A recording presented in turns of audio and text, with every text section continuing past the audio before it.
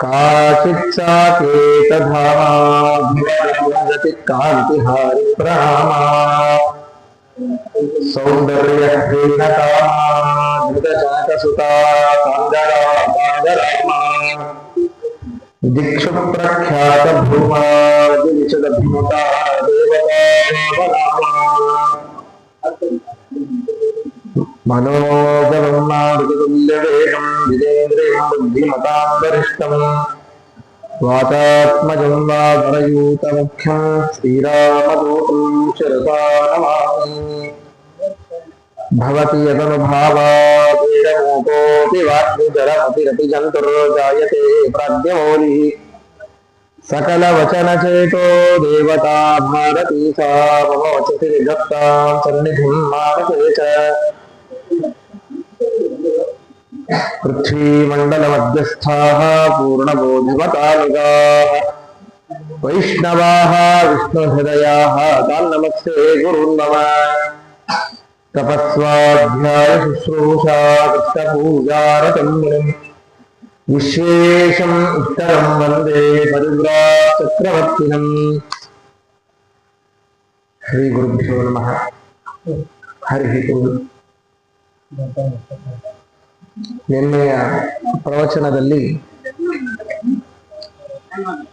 ನಾವು ವಾಯುದೇವರ ಹತ್ತಿರ ಉತ್ತಮವಾದ ವಸ್ತುವನ್ನ ಬೇಡಬೇಕು ಅಂತಂದ್ರೆ ಆ ಉತ್ತಮವಾದ ವಸ್ತು ಯಾವುದು ಅಂತಂದ್ರೆ ಗೋವಿಂದೇ ದೇಹಿ ಭಕ್ತಿಂ ಭವತಿ ಚ ಭಗವನ್ ಊರ್ಜಿತಾಂ ನಿರ್ನಿಮಿತ್ತಾಂ ನಿರ್ವ್ಯಾಜ ನಿಶ್ಚಲಾಂ ತದ್ಗುಣಗಣ ಬೃಹತೀಂ ಶಾಶ್ವತೀಂ ಆಶುದೇವ.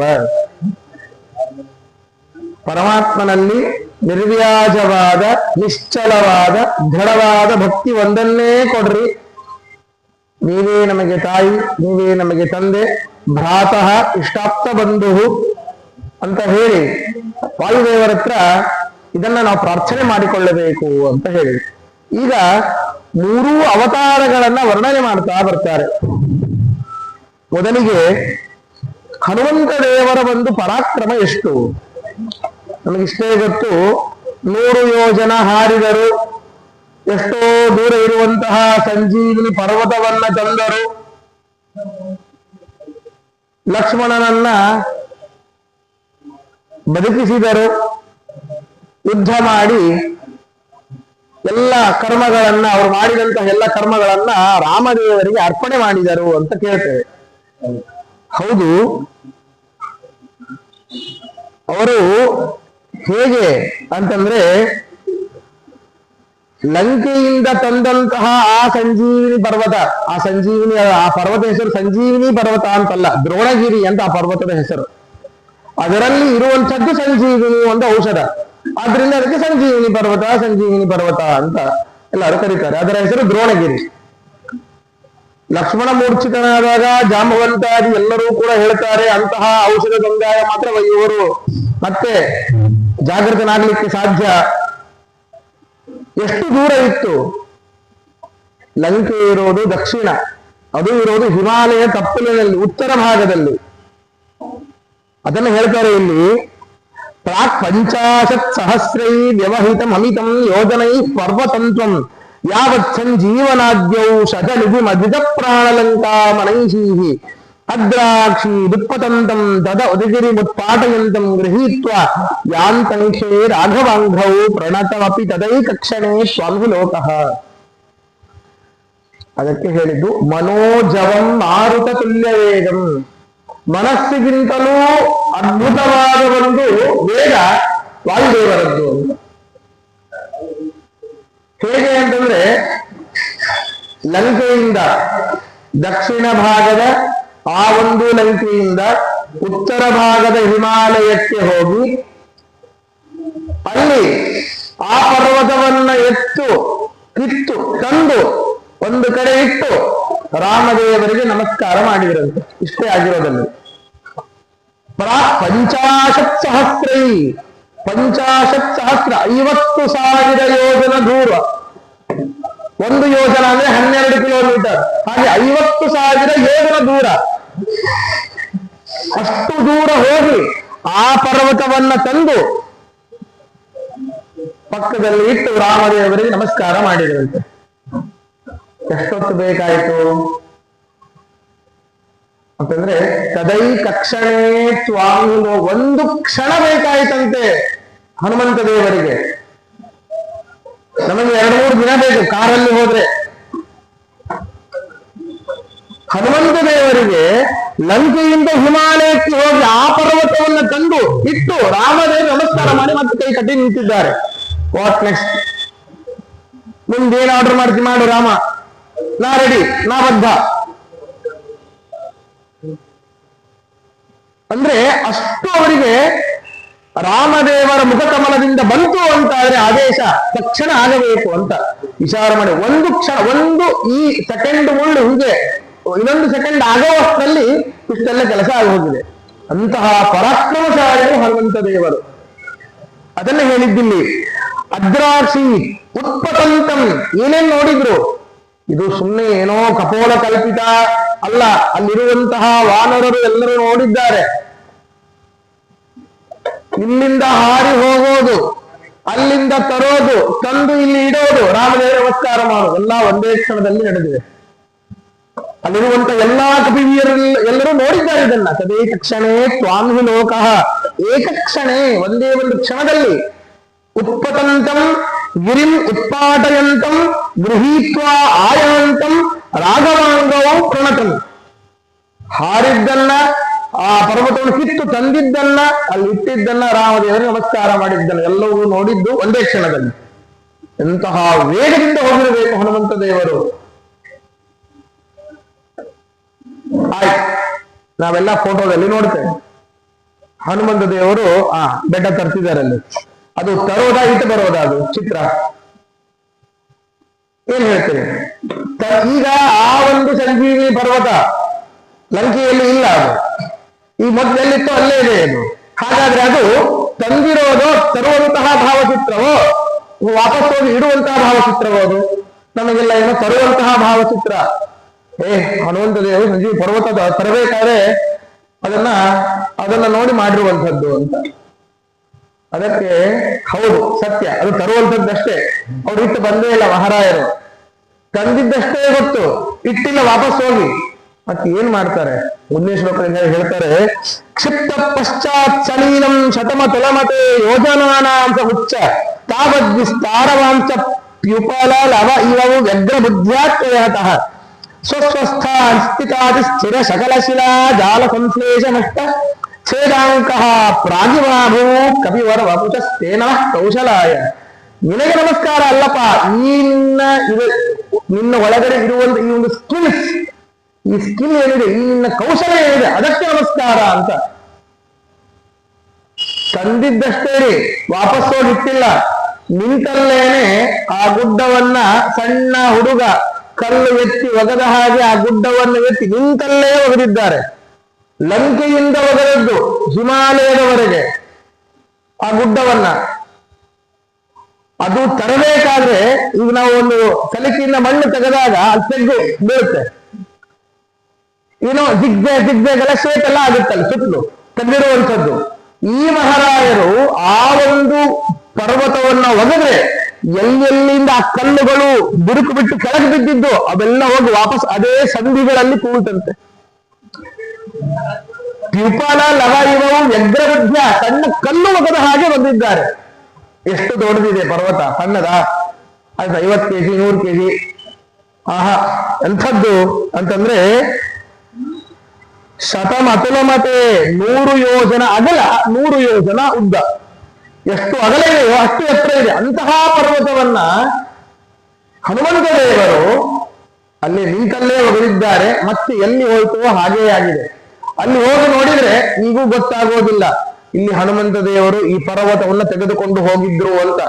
ಛೇದಾಂಕ ಪ್ರಾಗಿವಾಭೂತ್, ತೆಗೆದಿರುವಂತಹ ಒಂದು ಚಿಹ್ನೆ ಪ್ರಾಗಿವಾಭೂತ್. ಅಯ್ಯೋ ಇಲ್ಲೇನು ಯಾವ ಬೆಟ್ಟ ಗುಡ್ಡ ಏನು ಅಳ್ಳಾಡೇ ಇಲ್ಲ, ಮೊದಲಿಂದ ಹೆಂಗಿತ್ತು ಹಂಗೆ ಅದು ಅಂತಾನೆ ಅನಿಸ್ತದೆ. ಹಾಗೆ ನಿಂತಲ್ಲೇ ಒಗೆದಿರುವಂತಹ ಮಹಾರಾಯರು. ಅಂತಹ ಈ ನಿನ್ನ ಕೌಶಲಕ್ಕೆ ದೊಡ್ಡ ನಮಸ್ಕಾರ. ಇದೆಲ್ಲ ದೊಡ್ಡ ವಿಷಯವೇ ಅಲ್ಲ. ಈ ಗುಡ್ಡ ತೋರೋ ದೊಡ್ಡ ವಿಷಯ ಆಗ್ಲಿಲ್ಲ, ಬಹಳ ಕಷ್ಟ ಆಗ್ಲಿಲ್ಲ ಹನುಮಂತ ದೇವರಿಗೆ. ಮತ್ತೇನು, ರಾಮದೇವರ ಪೂಜೆಗಾಗಿ ಹೂವನ್ನ ತರಬೇಕಾದ್ರೆ ಬಹಳ ಕಷ್ಟ ಆಯ್ತು ಅಂತೆ. ಇವರ ಮಗ ನಾರಾಯಣ ಪಂಡಿತಾಚಾರ್ಯರು ಮಧ್ವದಲ್ಲಿ ಹೇಳ್ತಾರೆ, ರಾಮಾರ್ಚನೆಯೋ ನಯತ ಪ್ರಸೂನಂ ದ್ವಾಭ್ಯಾಂ ಕರಾಭ್ಯಾಂ ಅಭವತ್ ಪ್ರಯತ್ನಃ ಏಕೇನ ದೋಷ್ಟಾನಯತೋ ಗಿರೀಂದ್ರಂ ಸಂಜೀವನಾದ್ಯಾಶ್ರಯಮತ್ಯನಾಭೂತ್. ಒಂದು ಕೈಯಿಂದ ದೊಡ್ಡ ಪರ್ವತವನ್ನ ತರಬೇಕಾದ್ರೆ ಏನ್ ಕಷ್ಟ ಆಗಲಿಲ್ಲಂತೆ. ಆದರೆ ರಾಮದೇವರ ಪೂಜೆಗಾಗಿ ಎರಡು ಕೈಯಿಂದ ತರುವಂತಹ ಆ ಹೂವನ್ನ ತರಬೇಕಾದ್ರೆ ಬಹಳ ಬೆವತು ಹೋಗ್ಬಿಟ್ರಂತೆ ಹನುಮಂತ ದೇವರು. ಅಂದ್ರೆ ಅಷ್ಟು ಭಕ್ತಿ ಭರಿತರಾಗಿ, ಈ ಹೂವಿನ ವಾಸ ನನಗೆ ತಾಕಬಾರದು, ಮೊದಲಿಗೆ ಸಮರ್ಪಣೆಯಾಗೋದು ಪರಮಾತ್ಮನಿಗೆ ಆಗಬೇಕು. ನಾವೆಲ್ಲ ಮತ್ತೆ ನಮಗ್ ನೋಡಿನೇ ಪರಮಾತ್ಮನಿಗೆ ಕೊಡೋದ್ರಿ. ಹಾಗಲ್ಲ, ಏನೇ ಇರಲಿ ಸಂಪೂರ್ಣವಾಗಿ ಪರಮಾತ್ಮನಿಗೆ ಆಗಬೇಕು ಅನ್ನೋ ಉದ್ದೇಶದಿಂದಾಗಿ ಆ ಹೂ ತರಬೇಕಾದ್ರೆ ಬಹಳ ಕಷ್ಟ ಆಯ್ತಂತೆ. ಪರ್ವತ ತರಬೇಕಾದ್ರೆ ಏನ್ ಕಷ್ಟ ಆಗ್ಲಿಲ್ಲ ಅಂತ ಇವರ ಮಗ ನಾರಾಯಣ ಪಂಡಿತಾಚಾರ್ಯರು ಸುಮಧ್ವದಲ್ಲಿ ಹೇಳ್ತಾರೆ. ಮುಂದೆ ಅಷ್ಟಾದ ಮೇಲೆ ಮೊದಲಿಗೆ ಲಂಕೆಗೆ ಹೋದಾಗ, ನಾನು ರಾಮನ ದೂತ ಅಂತ ಹೇಳಿ ಹೋದಾಗ, ಅಲ್ಲಿ ಹನುಮಂತ ದೇವರು ಆ ದಶಕಂಠ ರಾವಣನಿಗೆ ಒಂದು ಮುಷ್ಟಿ ಪ್ರಹಾರವನ್ನ ಮಾಡ್ತಾರೆ. ಮುಷ್ಟಿ ಪ್ರಹಾರಂ ದಶಕಾಯ ಸೀತಾ ಸಂತರ್ಜನಾಗ್ನೋತ್ತರಮೇಶ ಕೋದ. ಸೀತಾ ಸಂತರ್ಜನಕ್ಕಾಗಿ ಹೋಗಿರುವಂತಹ ಒಂದು ಉತ್ತರಕ್ಕಾಗಿ ಒಂದು ಮುಷ್ಟಿಯನ್ನ ಎಲೆಗೆ ಗುತ್ತಾರಂತೆ. ಅಲ್ಲ ಆಗಿದ್ದು ಏನು ಗೊತ್ತಾ, ಅದನ್ನು ಹೇಳ್ತಾರೆ ಇಲ್ಲಿ, ದೃಷ್ಟ ದುಷ್ಟಾಧಿಪೋರಃ ಸ್ಫುಟಿತ ಕನಕ ಸದ್ವರ್ಮ ದೃಷ್ಟಾಶ್ಚಕೂಟಂ ನಿಷ್ಪಿಷ್ಟಂ ಹಾಟಕಾತಿ ಪ್ರಕಟ ತಡಕಟಾ ಕಾದಿಶಂಕೋಜನೋಭೂತ್. ಇಲ್ಲಿ ಹನುಮಂತ ದೇವರ ಮುಷ್ಟಿಯ ಬಗ್ಗೆ ವರ್ಣನೆ. ಇಂತಹ ಮುಷ್ಟಿ ನಮಗೆ ಇಷ್ಟವಾದದ್ದನ್ನ ಕೊಟ್ಟು ಅರಿಷ್ಟವಾದದ್ದನ್ನ ಕಳೆಯುತ್ತೆ. ಅದು ಎಂತಹ ಮುಷ್ಟಿ ಅಂತಂದ್ರೆ, ಆ ದಶಕಂಠ ದುಷ್ಟಾಧಿಪೋರನಾದ ರಾವಣನಿಗೆ ಮುಷ್ಟಿ ಪ್ರಹಾರವನ್ನ ಕೊಟ್ಟಿರುವಂತಹ ಆ ಮುಷ್ಟಿ, ಜೋರಾಗಿ ಗುದ್ದಿರುವಂತಹ ಮುಷ್ಟಿ. ಒಂದು ಸರ್ದಿ ಗುದ್ದಿದ್ರೆ 10 ಕಂಠದಿಂದಾಗಿ ರಕ್ತ ತಾರಿದ್ದಾನೆ ರಾವಣ. ಜೋರಾಗಿ ಗುದ್ದಿಲ್ಲ, ಸ್ವಲ್ಪ. ಯಾಕೆ, ಇನ್ನ ಬದುಕಿದ್ದಾನ ಅವನಿನ ಬದುಕ್ಯಾನ ಅಂತಂದ್ರ ಅರ್ಥ ಇನ್ನ ಸೋಕಾಶ ಹೊಡೆದಾರ ಅಂತ. ಜೋರಾಗಿ ಕೊಟ್ಟಿದಷ್ಟು ಹರೇ ನಮಃ. ರಾಮನ ಒಂದು ಆಜ್ಞೆ ಇರ್ಲಿಲ್ಲ, ರಾಮನ ಆಜ್ಞೆ ಇದ್ದಿದ್ರೆ ಆವಾಗೇ ಸೆರೆ ಬಡಿತಿದ್ರು ಅವನನ್ನ. ಸುಮ್ಮನೆ ಒಂದು ಮುಟ್ಟಿದ್ದು ಅಷ್ಟೇ. ಹೇಗಾಯ್ತು ಅಂತಂದ್ರೆ, ದೊಡ್ಡ ದೇಹ ಅವನದ್ದು, ಬಂಗಾರ ಕವಚವನ್ನ ಹಾಕಿದ್ದಾನೆ. ಮುಷ್ಟಿ ಕೊಟ್ಟಿದ್ದಕ್ಕೆ ದೊಡ್ಡ ಎದೆ ಮೇಲೆ ತೆಗ್ಗಾಗಿ ಒಳಗಡೆ ಇರುವಂತಹ ಅಸ್ಥಿಗಳೆಲ್ಲ ಮುರಿದು ನರಗಳೆಲ್ಲ ಸೀಳಿ ರಕ್ತ ಬಂದು ದೊಡ್ಡ ಮಡುವಾಗಿದೆ. ಮೇರು ಪರ್ವತದ ಮೇಲೆ, ಬಂಗಾರದ ಮೇರು ಪರ್ವತದ ಮೇಲೆ ಕೆಂಪಾದ ಒಂದು ಸರೋವರದ ಹಾಗೆ ಕಾಣ್ತಾ ಇದೆಯಂತೆ ಆ ರಾವಣನ ಒಂದು ಎದೆ. ಯಾವುದರಿಂದ? ಮುಷ್ಟಿ ಪ್ರಹಾರದಿಂದ. ಅಂತಹ ಮುಷ್ಟಿ ನಮಗೆ ಇಷ್ಟಾರ್ಥವನ್ನ ಕೊಟ್ಟೇ ಕೊಡುತ್ತೆ, ಅರಿಷ್ಟವನ್ನ ನಾಶ ಮಾಡಿಯೇ ಮಾಡುತ್ತೆ ಅನ್ನೋದನ್ನ ಇಲ್ಲಿ ಮುಷ್ಟಿಯ ಒಂದು ಸ್ತುತಿಯನ್ನ ಇಲ್ಲಿ ಮಾಡ್ತಾ ಇದ್ದಾರೆ. ಇನ್ನೇನ್ ಕೇಳಬೇಕು ನಾವು ಅಂತಂದ್ರೆ,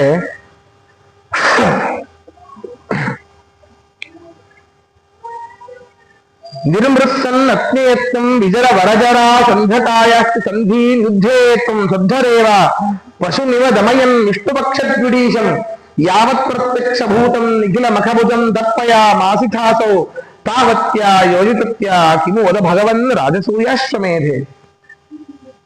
ಇಡೀ ಮಹಾಭಾರತ ಯುದ್ಧದಲ್ಲಿ ಅರ್ಧಕ್ಕರ್ಧ ಸೈನ್ಯವನ್ನ ಕೊಂದಂತಹ ಮಹಾವೀರರು ಭೀಮಸೇನ ದೇವರು. ಭೀಮಸೇನ ದೇವರಿಗೆ ಬರ್ತಾ ಇದ್ದಾರೆ ಈಗ. ಹನುಮಂತ ದೇವರ ಒಂದು ಅಲ್ಲಿ ಅವರ ಒಂದು ವರ್ಣನೆ ಮುಗೀತು. ಭೀಮಸೇನ ದೇವರ ಅವರ ಬಗ್ಗೆ ವರ್ಣನೆ. ಯುಧಿಷ್ಠಿರ ರಾಜಸೂಯ ಅಶ್ವಮೇಧ ಮಹಾಯಜ್ಞವನ್ನ ಮಾಡಿದ. ಅದರ ಸಂಪೂರ್ಣ ಕರ್ಮವನ್ನ ಸಾಕ್ಷಾತ್ ಪರಮಾತ್ಮನಿ ಕೃಷ್ಣನಿಗೆ ಸಮರ್ಪಣೆ ಮಾಡಿದ. ಆದರೆ ತೃಪ್ತನಾಗ್ಲಿಲ್ಲಂತೆ ಕೃಷ್ಣ,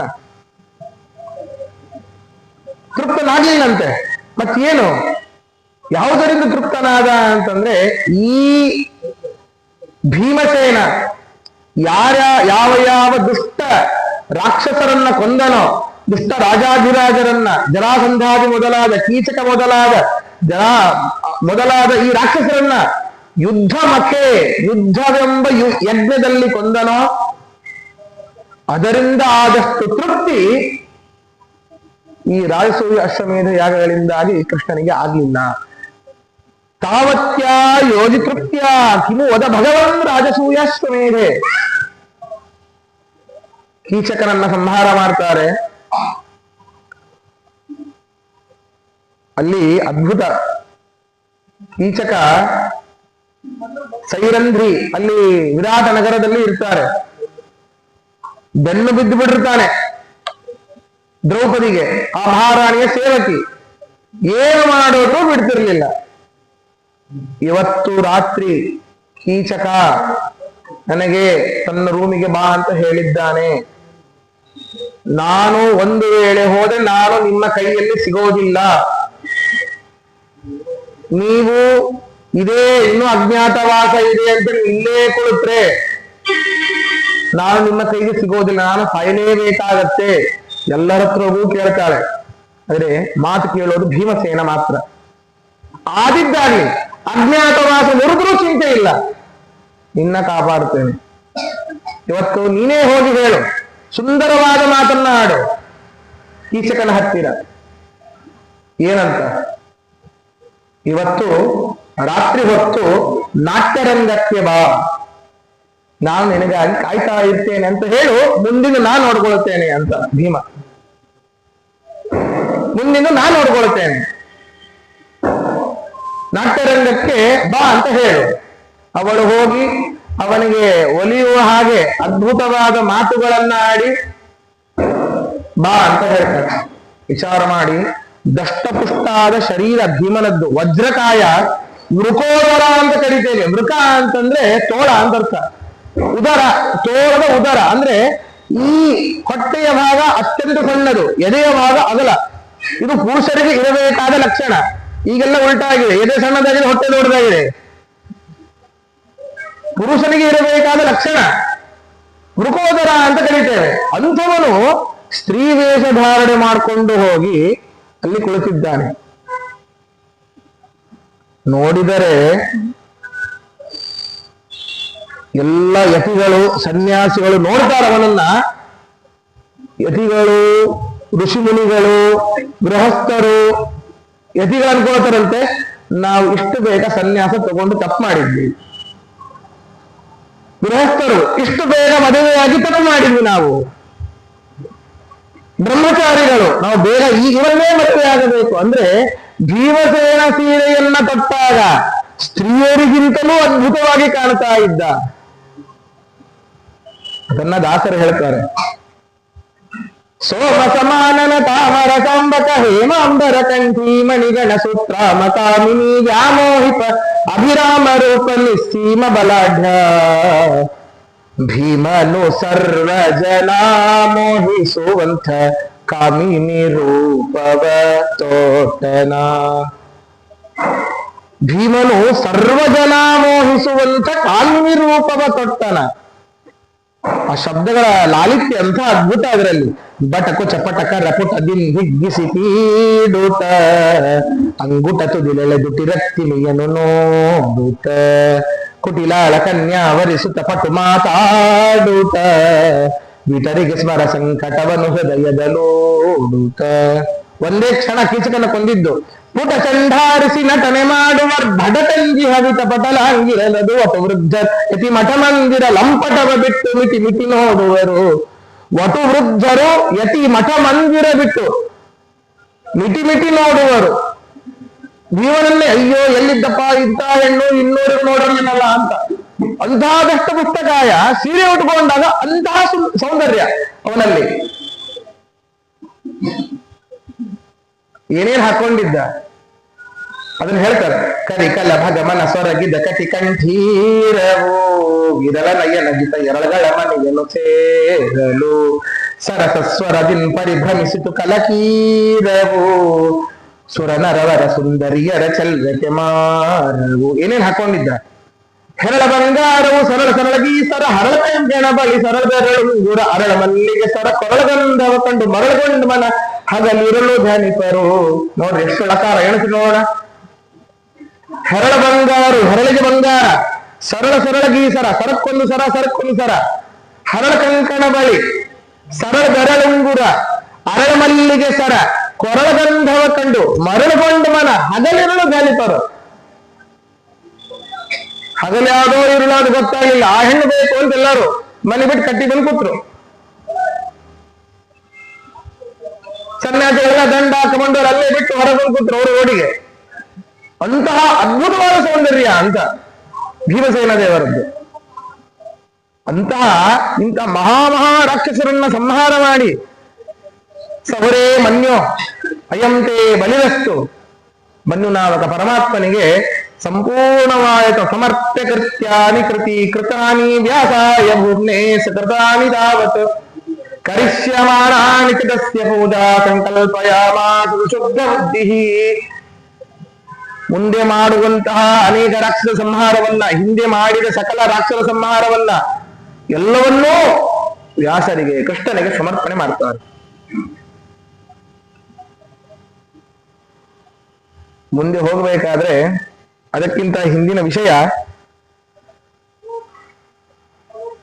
ಒಮ್ಮೆ ಸೌಗಂಧಿಕಾ ಪುಷ್ಪವನ್ನ ಬೇಕು ಅಂತ ಬಂಗಾರಮಯವಾದ ಸುವರ್ಣ ವರ್ಣದ ಅತ್ಯಂತ ಸುಗಂಧ ಭರಿತವಾದ ಒಂದು ಹೂವನ್ನ ದ್ರೌಪದಿ ಬೇಕು ಅಂತ. ದ್ರೌಪದಿಗೆ ಏನ್ರಿ ವೈರಾಗ್ಯ ಶಿರೋಮಣಿ, ಭೀಮಸೇನಂತಹ ಗಂಡ ಇರಬೇಕಾದ್ರೆ ಇಂತಹದ್ದು ಇಲ್ಲ ಅಂತಿಲ್ಲ, ಆದರೂ ಒಂದು ನಿಮಿತ್ತ ಅಷ್ಟೇ. ಇಂಥವರು ಆ ಒಂದು ಹೂವನ್ನು ತರೋದ್ರಿಂದಾಗಿ ಆ ಒಂದು ಹೂವಿಗೆ ಕಾವಲಾಗಿ ಇರುವಂತಹ ಅನೇಕ ರಾಕ್ಷಸರ ಸಂಹಾರ, ಅದು ದ್ರೌಪದಿಯ ಉದ್ದೇಶ. ಅಲ್ಲಿ ಬೆಟ್ಟದ ಮೇಲೆ ಸೌಗಂಧಿಕಾ ಪುಷ್ಪ ಇದೆ, ಅದು ನನಗೆ ಬೇಕು, ತಲೆನೇ ಕೆಡಿಸ್ಕೊಳ್ಳೋದಿಲ್ಲ, ಹೋಗ್ತಾರಂತೆ. ಸೌಗಂಧಿಕಾ ಪುಷ್ಪವನ್ನು ತಂದಾಗ ಅಲ್ಲಿ ರಾಕ್ಷಸರಿಗೆ ಅಜ್ಞಾನವನ್ನ ಉಂಟು ಮಾಡ್ಲಿಕ್ಕೆ ಹೋದದ್ದು. ಏನು ಅಜ್ಞಾನ? ಯಾವಾಗ ಪರ್ವತದ ಮೇಲೆ ಹೋದರೋ ಅಲ್ಲಿ ಹೇಳ್ತಾರೆ, ಇಲ್ಲಿ ಗಚ್ಚನ್ ಸೌಗಂಧಿಕಾರ್ಥಂ ಪತಿತ ಹನುಮತ ಪುಚ್ಛಮಚ್ಛಸ್ಯ ಭೀಮಃ ಪ್ರೋದ್ಧರ್ತುಂ ನಾಸಕತ್ವಮೂರ್ವ ಪುಷಾ ಭೀಷಯಾಮಾಸ ದೇತಿ ಪೂರ್ಣಜ್ಞಾನೋ ಜಸೋಸ್ತೆ ಗುರುತಮ ವಪುಷೋ ಶ್ರೀಮದಾನಂದತೀರ್ಥ ಕ್ರೀಡಾ ಮಾತ್ರಂ ತದೇತ ಪ್ರಮದದ ಸುಧಿಯಾಂ ಮೋಹಕದ್ವೇಷ ಭಾಜಾಂ. ಪ್ರಮದದ ಸುಧಿಯಾಂ ಮೋಹಕದ್ವೇಷ ಭಾಜಾಂ. ಹೋಗ್ತಾರೆ, ಅಲ್ಲೊಂದು ದೊಡ್ಡ ಕೋತಿ ಮಲಗಿದೆ, ಅಡ್ಡ ದೊಡ್ಡ ಬಾಲವನ್ನ ಹಾಕಿ ಮಲಗಿದೆ. ಭೀಮಸೇನ ದೇವರು ಹೇಳ್ತಾರೆ, ಅಪ್ಪ ಕಪಿರಾಯ ಸರಿಯೋ, ನಾ ಹೋಗ್ಬೇಕು, ಬೇರೆ ಯಾರು ಹೇಳಿದ್ರು ಬಿಟ್ಟು ಬಿಡ್ತಿದ್ದೆ, ನನ್ನ ಹೆಂಡತಿ ಹೇಳ ಕಳಿಸ್ತಾಳ ಊಟ ತರಬೇಕಂತ, ಮತ್ತೆ ಗದ್ದಲ ಮಾಡ್ತಾಳ, ಸ್ವಲ್ಪ ಸರಿಯಪ್ಪ ನಿನ್ನ ಬಾಳ ತಕ್ಕೋ, ಹಂಗ ಮಾಡ್ಬೇಡ, ನಾ ಹೋಗ್ಬೇಕು. ಹನುಮಂತನೇ ಅದು ಹೇಳ್ತಾನಂತ, ದಾಟ್ಕೊಂಡು ಹೋಗು. ಭೀಮಸೇನ ದೇವರು ಹೇಳ್ತಾರಂತ, ಸರ್ವಥಾ ದಾಟಬಾರದು. ನೀತಿ ಪಾಠವನ್ನ ಹೇಳುವಂಥದ್ದು. ಯಾವೊಬ್ಬ ವ್ಯಕ್ತಿ ಮಲ್ಕೊಂಡಾಗ ಒಂದು ಕಾಲು ದಾಟು ಹೋಗೋದು, ಆ ವ್ಯಕ್ತಿಯನ್ನೇ ದಾಟಿ ಹೋಗೋದು ಎಂದು ಮಾಡಬಾರದಂತೆ. ಆ ಜೀವಿ ಅಂತರ್ಯಾಮಿಯಾದ ಪರಮಾತ್ಮನಿಗೆ ದ್ರೋಹ ಮಾಡಿದ ಹಾಗೆ. ಇವತ್ತು ದಾಟಬಾರದು ಒಬ್ಬ ವ್ಯಕ್ತಿಯನ್ನ. ಆದ್ರಿಂದ ನಾ ದಾಟೋದಿಲ್ಲ, ಸರಿ ಬಾಲವನ್ನ ಎತ್ತು ಸೈಡ್ಗೆ ಇಟ್ಟು ಹೋಗು. ಮಾಡ್ತಾರೆ, ನೋಡ್ತಾರೆ, ಆಗೋದಿಲ್ಲ. ಓಹ್, ಹಾಗಾದ್ರೆ ಭೀಮಸೇನ ದೇವರು ಬೇರೆ, ಹನುಮಂತ ಬೇರೆನಾ? ಇಬ್ಬರೂ ಒಂದೇ, ಹಾಗಾದರೆ ಆಡಿದ್ದು ನಾಟಕ ಅಷ್ಟೇ. ನಾಟಕ ಅದನ್ನೇ ಹೇಳಿದ್ದು ಇಲ್ಲಿ. ಪೂರ್ಣ ಜ್ಞಾನೋಜ ಸಂಸ್ಥೆ, ಇಬ್ಬರೂ ಸ್ವಲ್ಪವೂ ಭೇದ ಇಲ್ಲ ಇಬ್ಬರಲ್ಲೂ, ಆದರೂ ಆಡಿದ್ದು ನಾಟಕ. ಯಾಕೆ ಅಂತಂದ್ರೆ, ಯಾರು ಅಜ್ಞಾನಿಗಳು ಇರ್ತಾರೋ, ಹನುಮಂತ ಬೇರೆಯಪ್ಪ, ಭೀಮಸೇನ ದೇವರು ಬೇರೆಯಪ್ಪ, ಭೀಮಸೇನ ಹನುಮಂತನಿಂದ ಸ್ವಲ್ಪ ಶಕ್ತಿ ಉಳ್ಳವ, ಹನುಮಂತನೇ ಬೇರೆ, ಭೀಮಸೇನೇ ಬೇರೆ ಎನ್ನುವಂತಹ ಅಜ್ಞಾನ ಬರಬೇಕು. ಪ್ರಮದದ ಸುಧಿಯಾಂ, ಜ್ಞಾನಿಗಳಿಗೆ ಇನ್ನೂ ಹೆಚ್ಚಿನ ಜ್ಞಾನ. ಎಂಥ ನಾಟಕ ಮಾಡಿದ್ರಪ್ಪ ಅಂತ ಜ್ಞಾನಿಗಳಿಗೆ ಖುಷಿ ಆಗಬೇಕು. ಒಂದು ಮೋಹಕ ದ್ವೇಷ ಭಾಜ. ಯಾರು ವಾಯುದೇವರ ದ್ರೋಹವನ್ನು ಮಾಡ್ತಾರೋ ಅವರಿಗೆ ಮೋಹವನ್ನು ಉಂಟು ಮಾಡಲಿಕ್ಕೆ ಇವರಿಬ್ಬರು ಆಡಿದ ನಾಟಕ. ಇವರಿಬ್ಬರಿಗೆ ಇರುವಂಥದ್ದು ಭೇದ ಎಂದೂ ಸರ್ವಥಾ ಇಲ್ಲ. ಇನ್ನೂ ಮುಂದೆ ಹೋದಾಗ ಅಲ್ಲಿ ಇನ್ನೊಂದು 5 ಪದ್ಮಗಳು ಇರುವಂತಹ ಒಂದು ಸರೋವರ, 5 ಪದ್ಮಗಳು ಇರುವಂತಹ ಒಂದು ಸರೋವರ.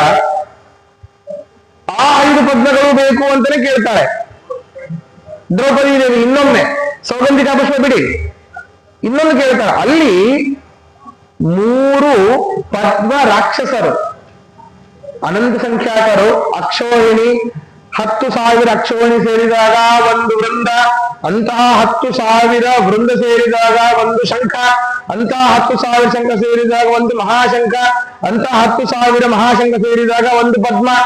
ಈ ರೀತಿ 3 ಪದ್ಮ ರಾಕ್ಷಸರಿದ್ದಾರೆ. ಅವ್ರು ಯಾರು ಸಾಮಾನ್ಯರಲ್ಲ, ರುದ್ರದೇವರಿಂದ, ಚತುರ್ಮುಖ ಬ್ರಹ್ಮದೇವರಿಂದ ಅವಧ್ಯರಾದವರು. ಅದಕ್ಕೆ ಕಾವಲಾಗಿ ಇರುತ್ತಾರೆ. ಬಕ್ಫೀ ಕೋಟಿ ರಟೀಕ ಕುಟಿಲ ಕಟುಮತಿ ಮುಕ್ಕಟ ಟೋಪಗೋಪಾನ್ ದಾಕ್ಷತ್ವಂ ಸತ್ವರತ್ವ ಚರಣದ ಗಜಯ ಪೋಛಯಾಮಾಶಿಧಾರಿ ಉನ್ಮಥ್ಯ ತತ್ಯಮಿಚ್ಛ ತವಚನ ವಚನ ಅನುತ್ಪದಸ್ಥಾನ್ ತಥಾನ್ಯಾನ್ ಪ್ರಾಯಚ್ಛಸ್ವ ಪ್ರಿಯಾಯೈ ಪ್ರಿಯತಮ ಕುಸುಮಂ ಪ್ರಾಣದಸ್ಮೈ ನಮಸ್ತೆ. ಹೇ ಪ್ರಾಣ, ನಿನಗೆ ನಮಸ್ಕಾರ ಅಪ್ಪ. ಯಾಕೆ? ಆ ಅತ್ಯಂತ ಕುಟಿಲ ಕಟುಮತಿಗಳಾದ, ಯಾವಾಗಲೂ ಕೋಪದಲ್ಲಿಯೇ ಇರುವಂತಹ ಆ ಒಂದು ರಾಕ್ಷಸರನ್ನ ನೀನು ಸಂಹಾರ ಮಾಡಿದಿ. ಅಟೀಕಃ, ಹೇಗೆ ಹೆದರ್ತಾ ಅಲ್ಲ, ಆರಾಮ ಸ್ವಚ್ಛಂದವಾಗಿ ಹೋಗಿ ಸಂಹಾರ ಮಾಡಿ ಬರ್ತಾರೆ. ಹೋಗಿ ಸಂಹಾರ ಮಾಡುವುದಲ್ಲ, ಮೊದಲಿಗೆ ಯುದ್ಧವನ್ನ ಮಾಡ್ತಾರೆ, ಎಲ್ಲರನ್ನೂ ಕೊಲ್ತಾರೆ. ಅದಕ್ಕಿಂತ ಮುಂಚೆ ವಾದವನ್ನ ಮಾಡ್ತಾರಂತೆ. ಅವರು ಶಿವ ಸರ್ವೋತ್ತಮ ಅಂತ, ಇವರು ಹರಿ ಸರ್ವೋತ್ತಮ ಅಂತ. ವಾದದಲ್ಲೂ ಸೋಲ್ತಾರೆ ಆ ರಾಕ್ಷಸರು. ವಾದದಲ್ಲಿ ಸೋತಾಗ ದೈಹಿಕವಾಗಿ ಎದ್ದು ಬರ್ತಾರೆ. ಆಗ ಅವರನ್ನ ಎಲ್ಲರನ್ನೂ ಸಂಹಾರ ಮಾಡ್ತಾರೆ. ಈ ರೀತಿ ನಮಗೆ ಅನ್ಸುತ್ತೆ, ಭೀಮ ಅಂತಂದ್ರೆ ಇಷ್ಟಿಷ್ಟು ತಿನ್ನವ, ಬರೀ ಶಕ್ತಿ ಒಂದೇ, ತಲೆ ಇಲ್ಲ ಅಂತ ಅನ್ಕೊಳ್ತೀವ್ರಿ. ಭೀಮಾವತಾರ ಅಂತಂದ್ರೆ ಸರ್ವಥಾ ಸುಳ್ಳು. ಭೀಮಸೇನ ಸಮೋ ನಾಸ್ತಿ ಸೇನೆಯೋರುಭಯೋರಪಿ. ಯಾವ್ದ್ಯಾವ್ದ್ರಲ್ಲಿ ಭೀಮಸೇನಿಗೆ ಸಮನಾದವರು ಯಾರಿಲ್ಲ, ಎರಡೂ ಸೇನೆಯಲ್ಲೂ. ಯಾವ್ದ್ಯಾವ್ದ್ರಲ್ಲಿ? ಪಾಂಡಿತ್ವೇಚ ಪಟುತ್ವೇಚ ಶೂರತ್ವೇಚ ಬಲೇತಿಚ. ಪಾಂಡಿತ್ಯದಲ್ಲಿ, ವಾಕ್ಪಟುತ್ವದಲ್ಲಿ, ಬಲದಲ್ಲಿ, ಶೌರ್ಯ ಧೈರ್ಯದಲ್ಲಿ, ಬಲದಲ್ಲಿ ಸಮನಾದವರೇ ಇಲ್ಲ. ಅಂತಹ ಅದಕ್ಕೆ ಹೇಳಿದ್ದು ವಾಕ್ಪಟುತ್ವಂಚ ಹನುಮತ್ ಸ್ಮರಣಾತ್ ಭವೇತ್. ಒಳ್ಳೆಯ ವಾಕ್ಪಟುತ್ವ ಬೇಕು ಅಂತ ಹನುಮಂತ ದೇವರ ಸ್ಮರಣೆಯನ್ನ ಮಾಡಬೇಕು. ಬುದ್ಧಿರ್ ಬಲಂ ಯಶೋಧೈರ್ಯಂ ನಿರ್ಭಯತ್ವಂ ಅರೋಗದ ಅಜಾಡ್ಯಂ ವಾಕ್ಪಟುತ್ವಂಚ ಹನುಮತ್ ಸ್ಮರಣಾತ್ ಭವೇತ್. ಅಂತಹ ಅವರು ವಾದ ಮಾಡ್ತಾರೆ. ಅದಕ್ಕೆ ವೈಷ್ಣವರಿಗೆ ಕೇದಾರಕ್ಕೆ ಹೋಗೋದು ನಿಷಿದ್ಧ. ರುದ್ರದೇವರ ಒಂದು ಶಾಪವೇ ಇದೆ. ಸುಮ್ಮನೆ ಟ್ರಿಪ್ಪಿಗೂ ಅಂತೂ ಹೋಗಬಾರ್ದ್ರಿ. ಕೇದಾರ ಅಲ್ಲಿ ಹೋಗಿ ದರ್ಶನ ಮಾಡಬಾರ್ದು. ಯಾಕೆ? ಅಲ್ಲಿರುವಂತದ್ದು ರುದ್ರದೇವರೇ ಹೌದು, ಆದರೆ ರುದ್ರದೇವರ ಶಾಪವೇ ಇದೆ. ರುದ್ರದೇವರೇ ಬಂದಿದ್ರು ಭೀಮಸೇನ ಹತ್ರ ವಾದ ಮಾಡ್ಲಿಕ್ಕೆ. ವಾದದಿಂದ ಸೋತಾಗ ಎತ್ತು ರೂಪದಿಂದ ಬಂದು ಅವರಿಗೆ ಗುದ್ಲಿಕ್ಕೆ ಬರ್ತಾರೆ. ಅವರಿಗೂ ಕಲಿಯ ಆವೇಶ ಇದೆ. ರುದ್ರದೇವ ನೋಡಿ, ಮನೋಭಿಮಾನಿ ರುದ್ರದೇವತೆಗಳಿಗೂ ಕೂಡ ಕಲಿಯ ಆವೇಶ ಇದೆ. ಆಗಾಗ ಅಹಂಕಾರಾದಿಗಳು ಬರ್ತಿರ್ತದೆ. ಭೀಮಸೇನ ದೇವರಿಗೆ ಅದಕ್ಕೆ ಅವರು ಸೋತಾಗ, ವಾದದಲ್ಲಿ ಸೋತಾಗ ನಾನೇ ಸರ್ವೋತ್ತಮ ಅಂತ ಇವರು ಸ್ಥಾಪನೆ ಮಾಡ್ತಾರೆ. ನೀವಾಗ್ಲಿಕ್ಕೆ ಸಾಧ್ಯವೇ ಇಲ್ಲ, ಹರಿಯೇ ಸರ್ವೋತ್ತಮ ಅಂತ ಹೇಳಿ ವಾದದಲ್ಲಿ ಸೋಲಿಸ್ತಾರೆ. ತಿರುಗಿ ಹೋಗ್ಬೇಕಾದ್ರೆ ಭೀಮಸೇನ ದೇವರಿಗೆ ಇವರು ಎತ್ತು ರೂಪದಿಂದ ಬಂದು ಅವರಿಗೆ ಯುದ್ಧಕ್ಕೆ ಆಹ್ವಾನ ಕೊಡ್ತಾರೆ. ಇವರು ಕೇಳಬೇಕಾ? ಎತ್ತನ್ನ ಎತ್ತೆತ್ತಿ ಒಗಿತಾರೆ, ತಡ್ಕೊಳಿಕ್ಕಾಗೋದಿಲ್ಲ. ಒಳಗಡೆ, ಭೂಮಿ ಒಳಗಡೆ, ಮೇಲ್ಗಡೆ ಎಲ್ಲ ಕಡೆ ಹೋದಾಗ ಯಾವಾಗ ಭೂಮಿ ಒಳಗಡೆ ಹೋಗ್ತಾರೋ ಆವಾಗ ಅವರ ಡುಬ್ಬವನ್ನ ಹಿಡ್ಕೊಳ್ತಾರೆ. ಆ ಎತ್ತಿನ ಡುಬ್ಬವನ್ನ, ಅಂದ್ರೆ ಮೇಲ್ಗಡೆ ಡುಬ್ಬ ಬಂದಿರ್ತಾರಲ್ಲ, ಅದು ಹಿಡ್ಕೊಳ್ತಾರೆ. ಆ ಡುಬ್ಬವೇ ಅದು, ಆ ಒಂದು ಕಲ್ಲು ಇರುವಂಥದ್ದು. ಆವಾಗ ರುದ್ರದೇವರೇ ಶಾಪ ಕೊಡ್ತಾರೆ. ಯಾರು ಈ ಒಂದು ಸ್ಥಳದಲ್ಲಿ ವೈಷ್ಣವರು ಬರ್ತಾರೋ ಅವರಿಗೆ ವಿಷ್ಣು ಸರ್ವೋತ್ಮತ್ವ ಜ್ಞಾನ ನಶಿಸಿ ಹೋಗಲಿ ಎನ್ನುವುದಾಗಿ ಶಾಪ ಕೊಡ್ತಾರೆ. ವೈಷ್ಣವರಿಗೆ ಮಾತ್ರ ನಿಷೇಧ ಅಲ್ಲಿ. ಆದ್ದರಿಂದ ಹೋಗಬಾರದಷ್ಟೇ. ಯಾಕೆ? ನಾವು ಹೋಗೋದೇ ರುದ್ರದೇವರ ದರ್ಶನಕ್ಕೆ ಅಂತ. ಅದೊಂದನ್ನು ಬಿಟ್ಟು ಉಳಿದ ಎಲ್ಲ ಕಡೆಯಲ್ಲೂ ಹೋಗ್ಬೋದು. ನಾವು ಕಾಶಿ ವಿಶ್ವನಾಥಕ್ಕೆ ಹೋಗಿ, ಧರ್ಮಸ್ಥಳಕ್ಕೆ ಹೋಗಿ, ಎಲ್ಲ ಕಡೆಯಲ್ಲೂ ಹೋಗ್ಬೋದು. ಉಜ್ಜಯಿನಿ ಮಹಾಕಾಳೇಶ್ವರಕ್ಕೆ ಹೋಗ್ಬೋದು, ನಾಸಿಕಕ್ಕೆ ಹೋಗ್ಬೋದು, ಎಲ್ಲ ಕಡೆಯಲ್ಲೂ ಹೋಗ್ಬೋದು. ಆ ಒಂದು ಸ್ಥಳದಲ್ಲಿ ಯಾಕೆ ನಿಷೇಧ? ರುದ್ರದೇವರ ಶಾಪವೇ ಇರೋದ್ರಿಂದಾಗಿ ನಿಷೇಧ ಅಷ್ಟೇ. ಆದ್ದರಿಂದ ವಾದದಲ್ಲೂ ಸೋಲಿಸ್ಲಿಕ್ಕೆ ಆಗ್ತಾ ಇಲ್ಲ ಭೀಮಸೇನ ದೇವರನ್ನ.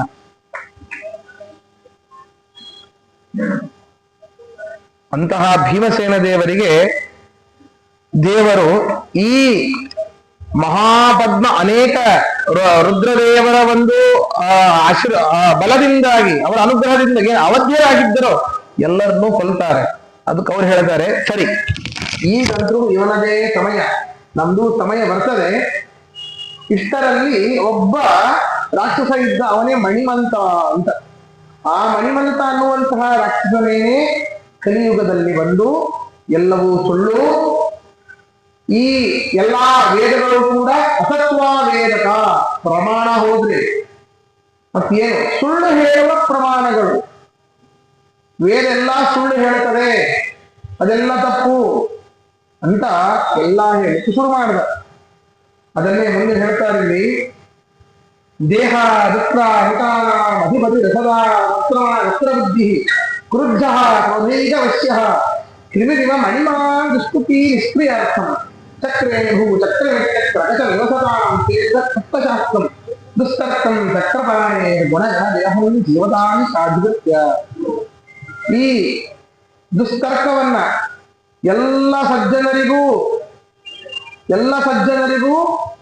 ಮನಸ್ಸಿಗೆ ನೋವಾಗುವಂತಹ, ಗರಗಸದಂತೆ ಇರುವಂತಹ ಈ ಒಂದು ಶಾಸ್ತ್ರವನ್ನ ಮಾಡಿದ ಮಣಿಮಂತ. ಏನಂತ? ಎಂತಹ ಶಾಸ್ತ್ರ? ಚಕ್ರಪಾಣೇ ಗುಣಗಣ ವಿರಹಣಿ. ಏನ್ ಚಕ್ರಪಾಣಿ ಇದ್ದಾನೆ ನಾರಾಯಣ, ಅವನಲ್ಲಿ ಯಾವ ಗುಣ ಇಲ್ಲ, ನಿರ್ಗುಣ, ನಿರಾಕಾರ, ನಿರ್ವೀರ್ಯ, ಏನೂ ಇಲ್ಲ. ಅವನು ಹೀಗೆ ಉಪಾಸನೆ ಮಾಡಬೇಕು. ನಾವು ಪರಮಾತ್ಮ ಒಂದೇ ಎನ್ನುವಂತಹ ಅಭೇದ ಜ್ಞಾನವನ್ನ ಮಾಡಲಿಕ್ಕೆ ಶುರು ಮಾಡಿದ. ದುಸ್ತರ್ಕಂ ಚಕ್ರಪಾಣಿ ಗುಣಗಣ ವಿರಹಂ ಜೀವದಾಂತ ಅಧಿಕೃತ್ಯ. ಎಲ್ಲಿ ಹುಟ್ಟಿ? ಈ ಭೂಮಿಯಲ್ಲಿ ಕಲಿಯುಗದಲ್ಲಿ ಹುಟ್ಟಿ. ಈ ವೇದಗಳು ಹೀಗೆ ಹೇಳುತ್ತದೆ. ವೇದಗಳಿಗೆ ವೇದಗಳ ಅರ್ಥವನ್ನು ನಿರ್ಣಯ ಮಾಡಲಿಕ್ಕೆ ಬಯಸುವಂತಹ ಬ್ರಹ್ಮಸೂತ್ರಗಳಿಗೆ ಅಪಾರ್ಥವನ್ನ ಮಾಡಲಿಕ್ಕೆ ಶುರು ಮಾಡಿದೆ.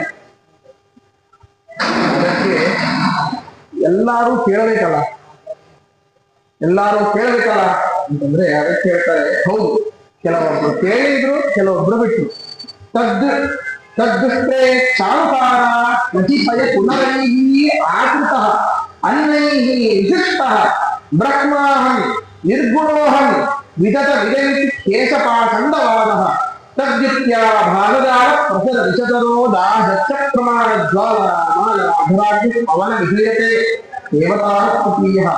ಅವರೇನೋ ಶುರು ಮಾಡಿದ. ವಿಚಾರ ಮಾಡ್ರಿ, ನಮ್ಮ ಆಚಾರ್ಯರು ಉಳಿದ ಆಚಾರ್ಯರಿಗಿಂತ ಕೊನೆಗೆ ಯಾಕೆ ಬಂದರು ಅಂತ. ನಮ್ಮ ಸಿದ್ಧಾಂತವೇ ಸಿದ್ಧಾಂತ ಯಾಕೆ ಅಂತಂದ್ರೆ, ಸಿದ್ಧಾಂತ ಅಂತಂದ್ರೆ ಅಂತೆ ಸಿದ್ಧ ಸಿದ್ಧಾಂತ, ಅಂತ್ಯದಲ್ಲಿ ಯಾವ ಸಿದ್ಧವಾಗುತ್ತೋ ಅದೇ ಸಿದ್ಧಾಂತ. ಮೊದಲಿಗೆ ಶಂಕರಾಚಾರ್ಯರು ಬಂದರು, ಹೀಗೆ ಅಸತ್ವ ವೇದಕ ಅದೊಂದು ಸುಳ್ಳು ಅಂತ ಹೇಳಿದ್ರು. ನಾವು ಜೀವ ಒಂದೇ, ಜೀವ ಪರಮಾತ್ಮ ಒಂದೇ, ಯಾವುದೇ ರೀತಿಯಾದಂತ ಭೇದ ಇಲ್ಲ. ರಾಮಾನುಜರು ಬಂದರು, ಜೀವ ಪರಮಾತ್ಮನಿಗೆ ಭೇದ ಇದೆ, ಆದರೆ ಮೋಕ್ಷದಲ್ಲಿ ನಾವು ಹೋದ ಮೇಲೆ ನಮಗೂ ಪರಮಾತ್ಮನಿಗೂ ಭೇದ ಇಲ್ಲ. ಅನೇಕ ಆಚಾರ್ಯರು ಬಂದು ನಮಗೆ ಭೂಮಿ ಮೇಲೆ ಇರಬೇಕಾದರೂ ಭೇದ ಇದೆ, ಮೋಕ್ಷಕ್ಕೆ ಹೋದ ಮೇಲೂ ಕೂಡ ಪರಮಾತ್ಮನಿಗೂ ನಮಗೂ ಭೇದ ಇದ್ದೇ ಇದೆ, ಭೇದ ನಿತ್ಯ, ಎಲ್ಲಿ ಹೋದರೂ ಕೂಡ ಭೇದ ಎನ್ನೋದು ಬಿಟ್ಟಿದ್ದಲ್ಲ ಅನ್ನೋದನ್ನ ಸ್ಥಾಪನೆ ಮಾಡಿದ್ರು ಆಚಾರ್ಯರು. ಯಾವಾಗ ಆಚಾರ್ಯರು ಬಂದು ಅವರು ಅದ್ಭುತವಾದ ಅನೇಕ ಪ್ರಮಾಣಗಳನ್ನ ವೇದದಲ್ಲಿ ಬರುವಂತಹ ಅನೇಕ ಯುಕ್ತಿಗಳನ್ನ, ಅನೇಕ ಪುರಾಣ ಇತಿಹಾಸಗಳಲ್ಲಿ ಬರುವಂತಹ ಅನೇಕ ಉದಾಹರಣೆಗಳನ್ನ ಕೊಟ್ಟು ಯಾವಾಗ ಇದನ್ನ ಶುರು ಮಾಡಿದರೋ ಆವಾಗ ಜ್ವಾಲಮಾಲಾ ಧನಾಗ್ನಿ ದಕ್ಷ ಪ್ರಮಾಣ ಜ್ವಾಲಮಾಲ ಅಂದ್ರೆ ಇವರು ಅದ್ಭುತವಾದ ಪ್ರಮಾಣವನ್ನು ಕೊಡ್ತಿದ್ರು. ಅವ್ರು ಏನೇ ಹೇಳಿದ್ರು ಇದಕ್ಕೊಂದು ಅದ್ಭುತವಾದ ಪ್ರಮಾಣ ಆಚಾರಕ್ಕೆ ರೆಡಿ ಇರ್ತಿತ್ತು. ಅವ್ರು ಹೇಳಿದ್ದು ಸುಳ್ಳು, ತಪ್ಪು ಹೇಳಿದ್ರು. ಯಾಕೆ ಏನು ಹೀಗೆ ಹೇಳಿದೆ, ಸರಿಯಾಗಿ ಅರ್ಥ ಮಾಡಿಕೊಳ್ಳಿ, ಈಗ ಅರ್ಥ ಮಾಡಿದ್ರೆ ಅಪಾರ್ಥ ಆಗತ್ತೆ.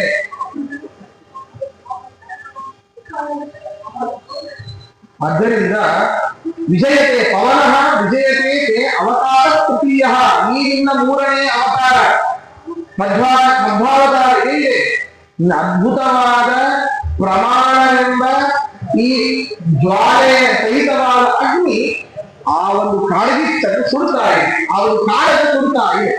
ಯಾವ ಕಾರಣ? ದುಷ್ಟ ಅಪ್ರಮಾಣದಿಂದ ಎಲ್ಲವೂ ಸುಳ್ಳಂತ ಹೇಳುವ, ನಾವು ನೀನು ಒಂದೇ ಅಂತ ಹೇಳುವಂತಹ ಅಭೇದ ಮತ ಎಂಬ ಆ ಒಂದು ಕಾಡನ್ನ ನಿನ್ನ ಅಗ್ನಿ ಸುಡ್ತಾ ಇದೆ. ಆದ್ದರಿಂದಾಗಿ ನಿನಗೆ ವಿಜಯತೆ. ಅವರೇನ್ ಮಾಡುತ್ತಾರೆ, ಸಿಟ್ಟು ಬಂದ್ಬಿಡ್ತು, ತಡ್ಕೊಳ್ತಾನೆ ಇಲ್ಲ ಅವರಿಗೆ. ನೋಡ್ರಿ, ತ್ರಿವಿಕ್ರಮ ಪಂಡಿತಾಚಾರ್ಯರು ಅದ್ವೈತಿಗಳೇ, ಅವ ಸುಮ್ಮನೇನೋ ಈಗ ಅಭಿಜ್ಞಾನ ಸಾಕುಂತಲ ಅಂತ ಕಾಯಿ ಹಾಕೊಂಡಿರ್ತಾನೆ. ಉಂಗುರವನ್ನ ಕೊಡ್ತಾನೆ, ಆದುಷ್ಯಂತ ಅವಳು ಮರಿತಾಳೆ, ಅವಳೆಲ್ಲ ಕಳ್ಕೊಳ್ತಾಳೆ, ಅವಳು ಮರಿತಾಳೆ. ಅದೆಲ್ಲ ಕಪೋಲ ಕಲ್ಪಿತ. ಮಹಾಭಾರತ ಅವೆಲ್ಲ ಬರೋದಿಲ್ಲ, ಅವೆಲ್ಲ ಬರೋದೇ ಇಲ್ಲ. ಅವು ಅವನೇ ಕಲ್ಪನೆ ಮಾಡ್ಕೊಂಡು ಬರೆದಿರುವಂತದ್ದು. ಹೀಗೆ ತ್ರಿವಿಕ್ರಮ ಪಂಡಿತಾಚಾರ್ಯರು ಬರೆದಿಲ್ಲ, ಕಪೋಲ ಕಲ್ಪಿತ ಅಲ್ಲ ಅದು. ಸ್ವತಃ ನೋಡಿದ್ದೇ ಹೇಳ್ತಾ ಇದ್ದಾರೆ. ಯಾವಾಗ ಮಧ್ವಾಚಾರ್ಯರು ಬಂದರು, ತಮ್ಮದನ್ನೇ ಸಾಧಿಸಿಕೊಟ್ರು, ಎಲ್ಲ ಅದ್ವೈತಿಗಳಿಗೂ ಸಿಟ್ಟು, ಚೆನ್ನಾಗಿ ನಮ್ಗೇನು ನಡೀತಾನೆ ಇಲ್ಲಲ್ಲ ಇಲ್ಲಿ. ಇಷ್ಟು ವರ್ಷದಿಂದ ಆರಾಮಾಗಿ ಬಂದಿದ್ದೀವಿ ನಾವು, ನಮ್ದೇನು ನಡೀತಾನೆ ಇಲ್ಲಲ್ಲ. ಅದಕ್ಕೆ ಸಿಟ್ಟು ಬಂತು. ಅದನ್ನೇ ಹೇಳ್ತಾರೆ, ಆತ್ಮೋ ಸಂತೋ ನಿರಾಶ ದೇಹ ದೇವಜ ವಾಸಯ ಚಿನ್ನದಪ್ಪ ವಾಸಂತೋ ದೇಶನಾನಿ ಸುದಿ ಮದ ಸುಧೀರಾನ್ ನಾಸನಾಜಾನ್ ಸಾಕು ಧಾವಂತೋ ಶ್ರೀಲ ಶ್ರೀಯ ವಿತಥ ಶಪಥಸ ಆಶಿವಾ ಸಂತು ಸೌರ್ಯ ತದ್ವ್ಯಾಖ್ಯಾ ಸಿಂಹನಾದೆ ಸಪದಿ ದದೃಶೆ ಮಾಯಿಗೋ ಮಾಯವಸ್ಥೆ. ಆ ಮಾಯಿಗಳೆಂಬ ಎಲ್ಲ ಮಿಥ್ಯಾ ಅಂತ ಹೇಳುವಂತಹ ಆ ಮಾಯಿಗಳೆಂಬ ಗಡಿಗಳು ಸಿಟ್ಟು ಬಂತು. ಸಿಟ್ಟು ಬಂದು ಏನು ಮಾಡಿದ್ರೆ ವಾರದಿಂದ ಬಾಯಿಗೆ ಗೆಲ್ಲಬೇಕು, ಗೆಲ್ಲಿಕ್ಕೆ ಸಾಧ್ಯವೇ ಆಗ್ತಾ ಇಲ್ಲ. ನಿರಾಶಾಹ ಆಶಾ ಅಂತಂದ್ರೆ ದಿಕ್ಕು ಅಂತ, ಯಾವ ದಿಕ್ಕಿಗೆ ಹೋಗಬೇಕು ಅಂತ ಗೊತ್ತಾಗ್ತಿಲ್ಲ ಅವರಿಗೆ. ಇಲ್ಲಿಂದ ಬಂದು ಎಸ್ಕೇಪ್ ಆದ್ರೆ ಸಾಕು, ಆಚಾರಗಳು ಇರಬಾರ್ದು. ಏನೇ ಹೇಳಿದೆ, ಎಲ್ಲಾ ವಾದಿಗಳು ಕೂಡ ಒಂದು ದಿನ ಮಾಡ್ತಿದ್ರು, ರಾತ್ರಿನೇ ಓಡೋಗ್ಬಿಡೋದು. ನಾಳೆ ಗಂಟೆಗೆ ಮಾಡೋಣ ಕೇಳೋದು, ರಾತ್ರಿ ಓಡೋಗ್ಬಿಡೋದು. ಯಾಕೆ ಅವ್ರ ಹತ್ರ ಏನು ಪ್ರಮಾಣವೇ ಇಲ್ಲ, ರಾತ್ರಿ ಓಡಿ ಹೋಗ್ಬಿಡೋದು. ಈ ತ್ರಿವಿಕ್ರಮ ಪಂಡಿತಾಚಾರ್ಯ ಒಬ್ಬರಿಗೆ ಒಂದು ವಾದ ಮಾಡಿರುವಂತಹ ಹಾಗೆ ಅವರೊಟ್ಟಿಗೆ. ಆದ್ದರಿಂದ ಅವರು ವಿಷದ ಶಪಥ ಶಾಪವನ್ನ ಕೊಟ್ಟಿರುತ್ತೆ ವೈಷ್ಣವರಿಗೆಲ್ಲ. ನಿಮ್ಗೆ ಹಾಗಾಗಿ ಮತ್ತು ಹೃದಯದಲ್ಲಿ ಹೀಗಿರಲಿ ಅನೇಕ ಶಾಪಗಳು ಬಾಯಿಗೆ ಬಂದರೆ, ಸಿಟ್ಟು ಬಂದರೆ ಏನು ಮಾತಾಡೋದು ಗೊತ್ತಿರೋದಿಲ್ಲ. ಸೋಲ್ತಾ ಇದ್ದಾರೆ, ತಮ್ಮ ಗೌರವ ಕಡಿಮೆ ಆಗ್ತಾ ಇದೆ ಸಮಾಜದಲ್ಲಿ, ಎಲ್ಲವನ್ನೂ ಶಾಪವನ್ನ ಕೊಟ್ಟರು. ಆದರೆ ಆಚಾರ್ಯರಿಂದ ಏನಾಗಲಿ, ಆಚಾರ್ಯಂತಹ ಗುರುಗಳು ಇರಬೇಕಾದ್ರೆ ನಮ್ಗೆ ಏನು ಕಡಿಮೆ. ಅದಕ್ಕೆ ತ್ರಾತ ಜಗದ ವಸೆಗನು ಇಂತರ ಶಂಕರಾಧ್ಯಾಯ ಅಂತಹ ಸಕಲ ಜೀವನಲ್ಲೂ ನಿಂತು ಕೆಲಸವನ್ನು ಮಾಡಿಸುವಂತಹ ಆಚಾರ್ಯರೇ ನಮಗೇನಾಗೀತು, ಏನಾಗಿತ್ತು ಶ್ರದ್ಧೆ ಇಲ್ಲ. ಆಚಾರ್ಯರ ಒಂದು ಶಾಸ್ತ್ರವನ್ನು ಕೇಳಬೇಕು ಅಂತಂದ್ರೆ ನಮ್ಮ ಪ್ರಾಚೀನರು ಮಾಡಿದ ಅನೇಕ ಪುಣ್ಯದ ಸಮುಚ್ಚಯ ಬೇಕು. ಸುಮ್ಮನೆ ಒಂದು ಪುಣ್ಯ, ಎರಡು ಪುಣ್ಯ, ಒಂದ್ 2 ವರ್ಷ ಏನೋ ಮಾಡಿ, ಒಂದ್ 16 ವರ್ಷ ಪಾದಯಾತ್ರೆಗೆ ಹೋಗ್ತೀವಿ, ಅದೊಂದು ಪುಣ್ಯ ಅಲ್ರಿ. ನಮ್ಮ ಹಿಂದೆ ತಲತಲಾಂತರ ಎಲ್ಲ ನಮ್ಮ ಗುರು ಹಿರಿಯರು ಮಾಡಿದ ಪುಣ್ಯ ಬೇಕು. ಆಚಾರ್ಯರ ಶಾಸ್ತ್ರ ಕೇಳಬೇಕು, ಸುಧಾಂತವರೆಗೆ ಅಧ್ಯಯನ ಮಾಡಬೇಕು ಅಂತಂದ್ರೆ ನಮ್ಮ ವಿದ್ಯಾಪೀಠದಲ್ಲಿ ಎಷ್ಟೋ ಮಧ್ಯದಲ್ಲಿ ಬಿಟ್ಟು ಇದ್ದಾರೆ. ನಾವು ಸೇರಿದ್ದು 54 ಜನ, ಉಳಿದಿದ್ದು 13 ಜನ ನಮ್ಮ ಕ್ಲಾಸಲ್ಲಿ.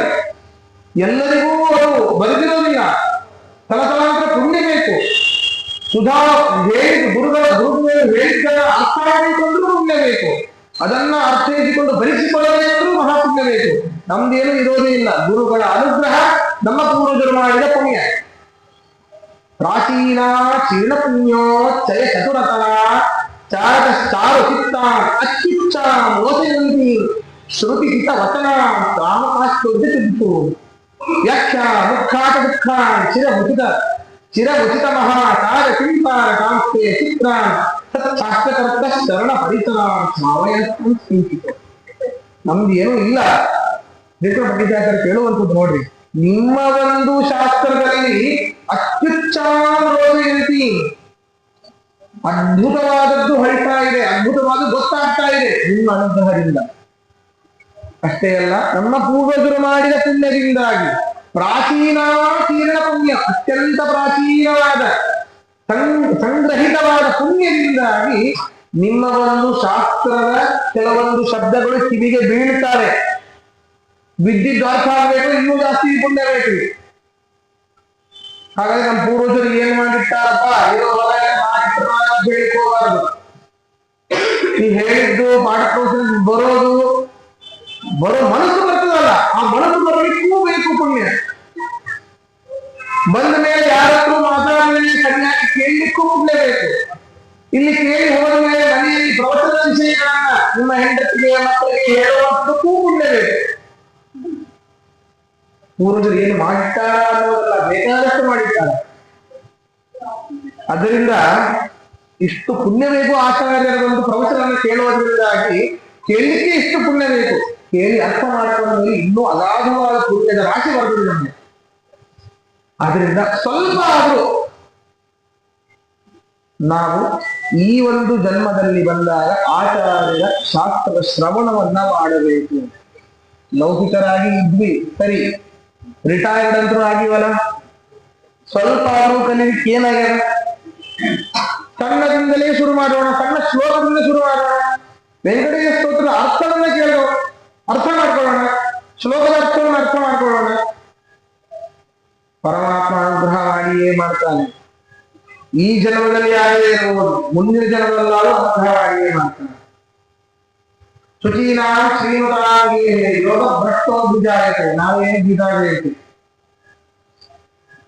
ಕೃಷ್ಣ ಹೇಳಿದ ಮಾತು, ಯಾರು ಪ್ರಯತ್ನ ಮಾಡ್ತಾ ಇರ್ತಾನೋ ಧ್ಯಾನದಲ್ಲಾಗಲಿ, ನನ್ನ ಧ್ಯಾನದಲ್ಲಾಗಲಿ, ಶಾಸ್ತ್ರ ಶ್ರವಣದಲ್ಲಾಗಲಿ, ಅವನು ಈ ಜನ್ಮದಲ್ಲಿ ಅರ್ಧ ಆಯ್ತು ಅಂದ್ರೂ ಕೂಡ ಮುಂದಿನ ಜನ್ಮದಲ್ಲಿ ಒಳ್ಳೆಯ ವೈಷ್ಣವರ ಮನೆಯಲ್ಲಿ, ಶ್ರೀಮಂತರ ಮನೆಯಲ್ಲಿ ಹುಟ್ಟಿ ಮತ್ತೆ ಅದನ್ನ ಕಂಟಿನ್ಯೂ ಮಾಡ್ತಾನೆ ಅಂತ ಕೃಷ್ಣ ಹೇಳಿದ್ದಾನೆ.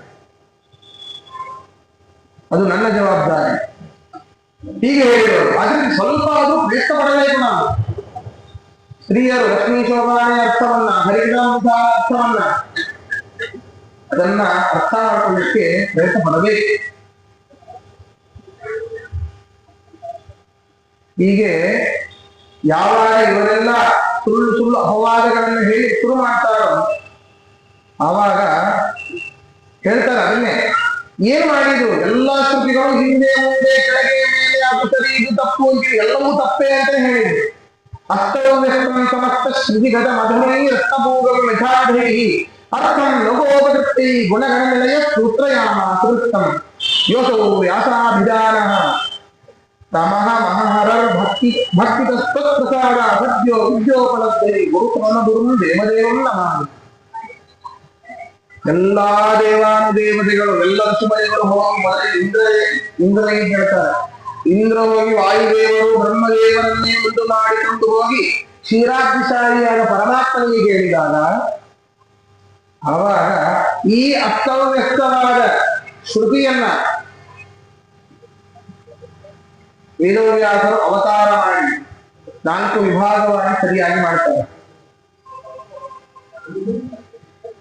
ಹೇಗಾಗಿತ್ತು ಅಂತಂದ್ರೆ, ಇದು ಅಂಧೈಹಿ ರಕ್ತಭೋಗಂ, ಒಬ್ಬ ಕುರುಡನಿಗೆ ಅದ್ಭುತವಾದ ರಕ್ತದ ಮಾಲೆಯನ್ನು ಕೊಟ್ಟರೆ ಅವನು ಏನ್ ಮಾಡ್ಲಿಕ್ಕೆ ಸಾಧ್ಯ? ಇದೊಂದು ಯಾವ್ದೋ ಕಲ್ಲು ಅಂತ ಹೇಳೋದು ಅಷ್ಟೇ. ಅದರ ಬೆಲೆ ನಿಜವಾದ ಗೊತ್ತಿಲ್ಲ, ಅನರ್ಘ್ಯವಾದ ಬೆಲೆ ಅದಕ್ಕೆ. ಹಾಗೆ ಇವರಿಗೆ ನಿಜವಾದ ವೇದ ಅರ್ಥ ಗೊತ್ತಿಲ್ಲ. ಆ ರಾಕ್ಷಸರಿಗೆ ಏನೇನೋ ಅರ್ಥ ಮಾಡಿಕಟ್ಟರು. ಅದನ್ನ ಹೋಗಲಾಟಕ್ಕೋಸ್ಕರವಾಗಿ ಇವರು ವೇದವ್ಯಾಸರಾಗಿ ಅವತಾರ ಮಾಡ್ತಾರೆ. ಜಲನಿಧಿ ಶಯನ ಸತ್ಯವತ್ಯಾಮಹರ್ತೆ, ಸತ್ಯವತೀ ದೇವಿಯಲ್ಲಿ ಮತ್ತು ಪರಾಶರರಲ್ಲಿ ವೇದವ್ಯಾಸರಾಗಿ ಅವತಾರ ಮಾಡ್ತಾರೆ. ಅವತಾರ ಮಾಡಿದಾಗ ಆಚಾರ್ಯರು ಕೂಡ ಒಮ್ಮೆ ಬದರಿಕಾಶ್ರಮಕ್ಕೆ ಹೋಗಿ ಅವರ ದರ್ಶನವನ್ನು ಪಡಿತಾರೆ. 10ನೇ ಸರ್ಗದಲ್ಲಿ ಬರ್ತದೆ ವಿಶೇಷವಾಗಿ, 7ನೇ ಸರ್ಗದಲ್ಲಿ ಬರ್ತದೆ. ಬದರಿಕಾಶ್ರಮದ ವರ್ಣನೆಯೇ ಇದೆ ಅದರಲ್ಲಿ, ಮಧ್ವ ವಿಜಯದ 7ನೇ ಸರ್ಗದಲ್ಲಿ. ಅವಾಗ ಆಜ್ಞೆಯನ್ನ ಮಾಡ್ತಾರೆ. ಏನಂತ? ಆಜ್ಞೆಯ ಅನ್ನೀರ್ಧಾರ್ಯ ಶಿರಸಿ ಪರಿಸರ ದಸ್ಮಿ ಕೋಟೀರ ಕೋಟೋ ಕೃಷ್ಣಸ್ಯ ಕೃಷ್ಣಕರ್ಮ ದದದರು ಕರುಣ ದಕ್ಷಿತೋ ದೇವಸಂಗೇಹಿ ಭೂಮಾಲ ರಕ್ತಭೂಮಂ ನಸುತರ ಭಟವೋ ಸರ್ಪಸು ಕೃಷ್ಯಭಾಷ್ಯಂ ದುರ್ಭಾಷ್ಯಂ ವ್ಯಕ್ತದಸ್ಯೋ ಮಣಿಮತ ಉದಿತಂ ವೇದಬದ್ಧತ್ವಂ. ಇಲ್ಲಿ ವೇದದ ಅರ್ಥವನ್ನ ಅಪಾರ್ಥವಾಗಿ ಹೇಳಿದ್ದಾರೆ. ನಿಜವಾದ ಅರ್ಥ ಯಾರಿಗೂ ಗೊತ್ತಿಲ್ಲ. ಗೊತ್ತಿರೋರು ಸುಮ್ಮನೆ ಇದ್ದಾರೆ, ಗೊತ್ತಿಲ್ಲದೆ ಇರೋರು ಹಾರಾಡ್ತಾ ಇದ್ದಾರೆ. ಆದ್ದರಿಂದ ನೀನು ನಿನ್ನನ್ನು ಹೊರತುಪಡಿಸಿ ಇನ್ನೊಬ್ಬ ಸಮರ್ಥನಾದ ವ್ಯಕ್ತಿ ನನ್ನ ಕಣ್ಣಿಗೆ ಇದ್ದಿಲ್ಲ ಇನ್ನುವರೆಗೆ. ಯಾವುದಕ್ಕೆ? ಬ್ರಹ್ಮಸೂತ್ರ ಭಾಷ್ಯವನ್ನು ಬರಿ, ಮಹಾಭಾರತ ತಾತ್ಪರ್ಯ ನಿರ್ಣಯವನ್ನು ಬರಿ ಅಂತ ಹೇಳಿ ಮಧ್ವರಿಗೆ ಆದೇಶ ಮಾಡ್ತಾರೆ ವೇದವ್ಯಾಸ ದೇವರು. ಅದಕ್ಕೆ ಅವರು ಹುಟ್ಟಿದಿಯಲ್ಲಿ ಭೂತ್ವ ಕ್ಷೇತ್ರೇ ವಿಶುದ್ಧೇ ವಿಷಗಣವಲಯೇ ರೂಪ್ಯ ಪೀಠಾಭಿಧಾನೆ ತತ್ರಾಪಿ ಬ್ರಹ್ಮಚಾರಿ ಪುನಃ ಮಧ್ಯಗೆ ಹಸ್ತದೇಹೆ ಪಾರ್ಯೋ ರಾಜ ಅಧಿರಾಜ ಪುನರಪಿ ಬದಲೇನು ಪ್ರಸ್ತುತಂತನತ್ವ ಕೃತ್ವ ಭಾಷ್ಯಾಣವನ್ನು ಜತವತಿರವ ಪ್ರಕಾಶ. ಅದಕ್ಕೆ ಆ ವಾಯುದೇವರು ಮೂಲ ರೂಪದಿಂದಾಗಿ ವಾಯುದೇವರಿಗೆ ಬಾಯಿ ಬಿಟ್ಟು ಹೇಳಿಲ್ಲ, ಸುಮ್ಮನೆ ಕಣ್ಸೊನ್ನೆಯನ್ನ ಮಾಡಿದ್ದು. ಅದ್ಭುತವಾದ ಭಾಷ್ಯಗಳನ್ನು ಬರಿಬೇಕು ಅಂತ ಹೇಳಿದಾಗ ನಾರಾಯಣ ವಾಯುದೇವರ ಸುಮ್ಮನೆ ನೋಡ್ತಾನೆ. ಸರಿ ಸ್ವಾಮಿ, ಆಜ್ಞೆ ಆಯ್ತು, ನಾ ಬರ್ತೇನೆ. ವಾಯುದೇವರು ಹೇಳುವಂಥದ್ದು ಅಂದ್ರೆ ಪರಮಾತ್ಮನ ಸಂಕಲ್ಪವನ್ನ, ಅವನ ಮನಸ್ಸಿನಲ್ಲಿರುವ ಆ ಒಂದು ಚಿಂತನೆಯನ್ನ, ಲಕ್ಷ್ಮಿಯನ್ನ ಬಿಟ್ಟು ಶೀಘ್ರವಾಗಿ ಅರ್ಥ ಮಾಡಿಕೊಳ್ಳುವಂತಹ ಏಕೈಕ ವ್ಯಕ್ತಿಗಳು ವಾಯುದೇವರು. ಸುಮ್ಮನೆ ಕಣ್ಣು ತೆಗೆದು ಸುಮ್ಮನೆ ಒಮ್ಮೆ ನೋಡ್ತಾರಂತೆ. ನೋಡಿದಾಗ ಆಜ್ಞೆ ಆಯಿತು, ನಾನು ಬರ್ತೇನೆ ಅಂತ ಹೇಳಿ ಭೂಮಿಯಲ್ಲಿ ಉಡುಪಿ ಕ್ಷೇತ್ರ ಹತ್ತಿರ ಪಾಂಡಿ ಕ್ಷೇತ್ರದಲ್ಲಿ ಆ ಭಟ್ಟರು ಎನ್ನುವಂತಹ ಮಧ್ಯಗೇಹ ಭಟ್ಟರು ಅವರ ಒಂದು ಮನೆಯಲ್ಲಿ ಅವತಾರ ಮಾಡಿ ಪಾರ್ಯು ರಾಜಾಧಿರಾಜ ಸನ್ಯಾಸವನ್ನು ಸ್ವೀಕಾರ ಮಾಡ್ತಾರೆ. ಪುನರ್ ಸ್ವೀಕಾರ ಮಾಡಿ ಏನು ಮೂಲ ರೂಪದಿಂದ ದರ್ಶನ ಮಾಡಿಕೊಂಡು ಬಂದಿದ್ರು ಸ್ವೀಕಾರ ಮಾಡಿ ಮತ್ತೆ ಬದಲಿಗೆ ಹೋಗಿ ವೇದವ್ಯಾಸರ ದರ್ಶನ ಮಾಡ್ತಾರೆ. ಪುನರಪಿ ಬದರೀ ಪ್ರಾಪ್ತ ಕೃಷ್ಣ ವಿಚರತ್ವ, ಅಲ್ಲಿ ಕೃಷ್ಣ ವಾಸಿಷ್ಠ ಕೃಷ್ಣ ವೇದವ್ಯಾಸರನ್ನ ಮತ್ತೆ ನಮಸ್ಕಾರ ಮಾಡಿ ಮತ್ತೆ ಅವರಿಂದ ಆಜ್ಞೆಯನ್ನ ಪಡೆದುಕೊಂಡು ಕೃತ್ವ ಭಾಷ್ಯಾಣಿ ಸಮ್ಯಕ್, ಅದ್ಭುತವಾದ ಭಾಷ್ಯ, ಒಂದೂ ಕೂಡ ದೋಷ ಇಲ್ಲ. ಟೀಕಾಕೃತ್ವ ಅವರು ಅದ್ಭುತವಾಗಿ ಸಮರ್ಥನೆ ಮಾಡ್ತಾರೆ. ಈ ಭಾಷ್ಯದಲ್ಲಿ ಬರುವಂತಹ ಒಂದೊಂದು ಅಕ್ಷರವೂ ಕೂಡ ಸಾರ್ಥಕ. ಚ ತು ಏವ ಏವ ಪ್ರತಿಯೊಂದು ಅಕ್ಷರವೂ ಕೂಡ ಸಾರ್ಥಕ ಅಂತ. ಇದನ್ನು ಯಾಕೆ ಹೇಳಿದ್ರು ಆಚಾರ್ಯರು? ಅದು ಅವರ ಒಂದು ಅಭಿಪ್ರಾಯವನ್ನ ಅದ್ಭುತವಾಗಿ ಸುಧಾರದಲ್ಲಿ ಮಂಡನೆ ಮಾಡ್ತಾರೆ ಟೀಕಾಕೃತ್ವ ಅವರು.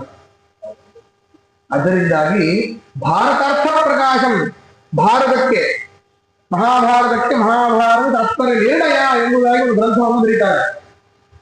ಅದಕ್ಕೆ ಆಚಾರ್ಯರಿಗೆ ಕೊನೆಗೆ ಮತ್ತೆ ವಂದನೆ ಮಾಡ್ತಾರೆ, ನಮಸ್ಕಾರ ಮಾಡ್ತಾ ಇದ್ದಾರೆ. ಎಷ್ಟು ನಮಸ್ಕಾರ ಮಾಡಿದ್ರೂ ಕಡಿಮೆನೆ ಆಚಾರ್ಯರಿಗೆ. ವಂದೇ ಸಂಪೂರ್ಣ ಪ್ರಮುಖ ಮನೋಜ್ಞ ಸೇವಿಕಂ ದೇವವೃಂದೈ ವಂದೇ ವಂದಾವೀಕೆ ಶ್ರೀಮದಾನಂದತೀರ್ಥಂ ವಂದೇ ವಂದಾತ್ಮೀಕ ತರಿದ ಮನಜನಾ ಚೇತಸಾ ದುಃಖಜನಂ ವಂದೇ ಹಂ ದೇವಹತ್ಯ ಭವಭಯದಹನಂ ಸಜ್ಜನಾನ್ ಮೋದಯಂತು. ಎಷ್ಟು ವಂದೇ ವಂದೇ ಪುನಃ ಪುನಃ ಪುನಃ ಪುನಃ ನಮಸ್ಕಾರ ಮಾಡ್ತೇನೆ ಅಂತ. ಯಾರಿಗೆ? ಎಂಥವರಿಗೆ? ಸುಪೂರ್ಣ ಪ್ರಮತಿಂ, ಸಂಪೂರ್ಣ ಪ್ರಮತಿಯಾದ ಸರ್ವಜ್ಞ ಶಿಖಾಮಣಿಗಳಾದ ಆ ಮಧ್ವರಿಗೆ ನನಗೆ ನಮಸ್ಕಾರ, ನನ್ನ ನಮಸ್ಕಾರ. ಯಾಕೆ? ಎಂಥವರು? ಪ್ರತಿದಿನಂ ದೇವವೃಂದೈ ಸೇವಿತಂ, ದೇವಾನುದೇವತೆಗಳೂ ಕೂಡ ಪ್ರತಿದಿನವಾಗಿ ಸೇವನೆ ಮಾಡ್ತಾರೆ ಆಚಾರ್ಯರಿಗೆ. ಅಂತಹ ದೇವಾನುದೇವತೆಗಳಿಂದ ಪೂಜೆಗೊಳ್ಳುವಂತಹ ಆಚಾರ್ಯರಿಗೆ ಒಂದೇ ನಮಸ್ಕಾರ ಮಾಡ್ತೇನೆ. ವಂದಾರು ಮೀಶೆ ಶ್ರೀಯೌದನೇದಂ ಶ್ರೀಮದಾನಂದ ತೀರ್ಥಂ, ಇವರು ಸದಾಕಾಲ ಪರಮಾತ್ಮ ನಮಸ್ಕಾರ ಮಾಡ್ತಾ ಇರ್ತಾರೆ. ಆದ್ದರಿಂದ ಇಂತಹ ಒಂದು ಸ್ಥಾನವನ್ನು ಪಡೆದಿದ್ದಾರೆ ಆಚಾರ್ಯರು. ಅಂತಹ ಆಚಾರ್ಯರಿಗೆ ನಮಸ್ಕಾರ. ಮತ್ತೇನು, ನಾವೆಲ್ಲ ಹೋಗ್ತೇವೆ ಪಾಪಗಳನ್ನ ಕಳ್ಕೊಳ್ಬೇಕು ಅಂತ ಹರಿದ್ವಾರ ಕಾಶಿಗೆ ಹೋಗಿ ಗಂಗೆಯಲ್ಲಿ 2 ಮುಳುಗಿ ಅದನ್ನ ವಿಡಿಯೋ ತೆಗೆದು ಸ್ಟೇಟಸ್ ಇಟ್ರೆ ಆಹಾ ಜನ್ಮ ಸಾರ್ಥಕ. ಆವಾಗ ಪಾಪ ಹೋಗಿತ್ತು ನಮಗೆ. ಸ್ಟೇಟಸ್ ಇಟ್ಟೋದ್ರೆ ಪಾಪ ಹೋಗೋದಿಲ್ಲ. ಸ್ಟೇಟಸ್ ಮುಖ್ಯ. ವಾಟ್ಸಪ್ ಅಲ್ಲೂ ಹೌದು, ಜೀವನದಲ್ಲೂ ಹೌದು. ಸ್ಟೇಟಸ್ ಮುಖ್ಯ ನಮ್ದು. ಇದು ಗಂಗೆ ಅಂತ ಹಾಕ್ಬೇಕು. ಆವಾಗ ನಮ್ಮ ಪಾಪಗಳು ಹೋಗುತ್ತೆ ಅಂತ. ಹೌದು, ಗಂಗೆಯಲ್ಲಿ ಮುಳುಗೋದ್ರಿಂದ ಪಾಪ ಹೋಗುತ್ತೆ, ಇಲ್ಲ ಅಂತ ಹೇಳ್ತಿಲ್ಲ. ಏನು ಗಂಗೆಯಲ್ಲಿ ಮುಳುಗೋದ್ರಿಂದ ಎಷ್ಟು ಪಾಪ ಹೋಗುತ್ತೋ ಅದಕ್ಕಿಂತ ಅಧಿಕವಾದ ಪಾಪ ಆಚಾರ್ಯರಿಗೆ ನಮಸ್ಕಾರ ಮಾಡೋದ್ರಿಂದ ಹೋಗುತ್ತೆ. ಅದನ್ನೇ ಹೇಳಿ, ಮಂದ ಕಿನೀಶ ಹರಿದ ಮಲಜಲ ಸೇಕಸ ನಿತ್ಯ ಸಂಗಮ. ಎಷ್ಟು ಪಾಪ ಹೋಗಿ ವಿಷ್ಣು ಪಾದೋದಕ ರೂಪವಾದ ಗಂಗೆಯ ಸ್ಪರ್ಶದಿಂದ ಎಷ್ಟು ಪುಣ್ಯ ಬರ್ತದೋ ಅದಕ್ಕಿಂತ ಅಧಿಕವಾದ ಪುಣ್ಯ ಆಚಾರ್ಯರ ಸೇವೆಯನ್ನ ಆಚಾರ್ಯರಿಗೆ ಮಾಡುವ ಪಶ್ಚಾರದಿಂದ ಬರ್ತದೆ. ಅಧಿಕ ಸಂಗಮ್